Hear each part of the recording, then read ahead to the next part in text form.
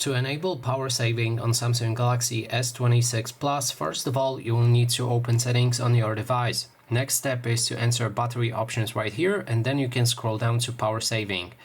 You'll be able to activate it or deactivate it right here. When it's active, you can switch between standard and maximum battery saving. Standard offers you bit lower time for battery life, where maximum offers you higher one, but the difference is quite drastic. So if you go for a standard, you'll be able to normally use your phone. You can even customize which options should be toggled on and off within it.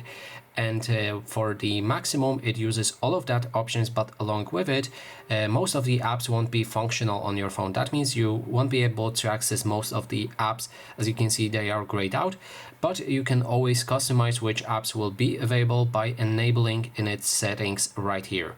Lastly, you can click on the three options and go to adaptive power saving and enable it, which turns power saving on and off automatically based on your usage patterns.